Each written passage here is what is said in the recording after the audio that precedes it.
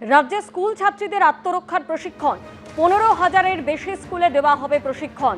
School ছাত্রীদের দেওয়া হবে রানী লক্ষ্মীবাই আত্মরক্ষা প্রশিক্ষণ। স্কুল ছাত্রীদের সেলফ ডিফেন্স ট্রেনিং এর জন্য গাইডলাইন জারি পশ্চিমবঙ্গ সমগ্র শিক্ষা মিশনের। ষষ্ঠ থেকে দ্বাদশ শ্রেণী পর্যন্ত ছাত্রীদের আত্মরক্ষার প্রশিক্ষণ। প্রধানমন্ত্রীর পনেবাল মুখ্যমন্ত্রীর কাছে মুর্শিদাবাদের 2 এনসিপিআই সাংসদ। নবান্নে মুখ্যমন্ত্রীর সঙ্গে বৈঠক করলেন আবু তাহের খান এবং খলিলুর রহমান। এসআইআরের নাম বাদ যাওয়া নিয়ে মুখ্যমন্ত্রীর সঙ্গে কথা বলেছি। মুখ্যমন্ত্রী জানিয়েছেন, নাম বাদ পড়া 27 লক্ষের মধ্যে ট্রাইব্যুনালে আবেদন করেছেন 7 লক্ষ। আমরা আদালতের দ্বারস্থ হব, সময় বাড়ানোর আর্জি জানাবো। মুখ্যমন্ত্রী আমাদের আর্জিতে সাড়া দিয়েছেন, সহযোগিতার আশ্বাস দিয়েছেন। মুখ্যমন্ত্রীর সঙ্গে বৈঠকের পর সন্তুষ্ট আবু তাহের খান।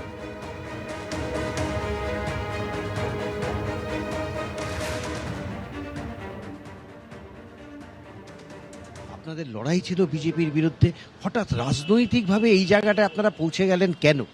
আমরা দিদির কাছে বলেছিলাম, দিদি আমাদের অভিষেক বন্দ্যোপাধ্যায় আমাদের দলের নেতা, যিনি লোকসভার, ওনার আচার আচরণ, উনি যেভাবে মানুষের সঙ্গে ব্যবহার করছেন, ওর থেকে সরে এসে এবং আইপ্যাক নামক সংস্থাকে যেভাবে কাজে লাগিয়ে বাংলায় এই পরাজয় ঘটল, সুতরাং আমরা অনুরোধ করেছিলাম এর থেকে একটু সরে আসলে ভালো হয়। আমাদের মানুষের কাছে জবাবদিহি করতে হয়, মানুষের ভোটে নির্বাচিত আমরা, তাই বাধ্য হয়েই আমরা একটা জায়গায় আছি। কোট আনকোট দিদিকে কবে বলেছিলেন? এটা কি ভোটে হারার আগে না ভোটে হারার পরে? দেখুন, ভোটে যখন হারার আগেই, যখন প্রার্থী সিলেকশন হয়, তখন অনুরোধ করেছিলাম যে দিদি আইপ্যাক যে কাজ করছে অত্যন্ত ভুল কাজ করছে, ভুল পথে চলছে এবং পরিচালিত করছে একজন আপনার পরিবারেরই। আবার নির্বাচনের পরে যেদিন মিটিং ডেকেছিল সেদিনও ওনার বাড়িতে আমি বলেছিলাম, তৃণমূলের যেভাবে অত্যাচার হয়েছে বিভিন্ন এলাকায়, টাকা তোলা থেকে বিভিন্ন সমস্যা, দিদি সেদিনও আমাদের কথায় কর্ণপাত করলেন না। কোনোদিন সরকারি রাজনীতি করিনি, সরকারি দলে কোনোদিনই আর কি আমরা সেই সুযোগ পাইনি। এই প্রথম এমপি হয়ে সেই সুযোগ পেয়েছিলাম। দিদির পাশে আসা, দিদির কথা শোনা, দিদির বক্তব্যে আমরা মোহিত হয়েছিলাম। তারপরে যেদিন থেকে অভিষেক বন্দ্যোপাধ্যায়ের উত্থান হয়ে গেছে, সে উত্থানে আর কাউকে পেছনের দিকে তাকাতে হয়নি, আমাদের কাউকে মানুষ বলে মনে করা হয়নি। এটা আমাদের কাছে অত্যন্ত দুর্ভাগ্যের এবং পরিতাপের।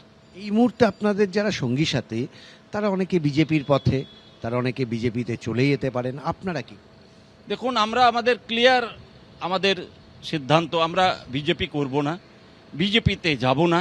যাদের বুদ্ধি নাই তারা হয়তো ভাবছে আমরা হয়তো বিজেপির সঙ্গে লাইন দিয়েছি। কিছু মানুষ ভাবছে না, তা বলেন তো, কিছু মানুষ ভাবছে, কিন্তু আমাদের মন জানে আমরা পাপ করছি না। আমরা লড়াই করছি আমার বাংলার মানুষের জন্য, মুর্শিদাবাদের মানুষের জন্য, মুর্শিদাবাদের মাইনরিটি কমিউনিটির জন্য, মুর্শিদাবাদের মুসলিম সম্প্রদায়ের মানুষের জন্য, বাংলার মুসলিম সম্প্রদায়ের জন্য। এই লড়াই আমরা চলবে। আজকে মুখ্যমন্ত্রীর সঙ্গে আর এর আগে গতকালই প্রধানমন্ত্রীর সঙ্গে ব্রেকফাস্ট বৈঠক সেরেছিলেন এনসিপিআই সাংসদরা। এনডিএর বৈঠকের আগে যাননি, তবে প্রধানমন্ত্রীর ডাকে যে বৈঠক, ব্রেকফাস্ট বৈঠক, সেখানে এনসিপিআই সাংসদরা ছিলেন এবং যার মধ্যে এই 3 জন সাংসদ, মুর্শিদাবাদের 3 সাংসদ, তারাও সেই বৈঠকে উপস্থিত ছিলেন। আর এদের মধ্যে 2 জন, আবু তাহের খান, খলিলুর রহমান, তারা আজকে নবান্নে গিয়ে মুখ্যমন্ত্রীর সঙ্গে বৈঠক করলেন।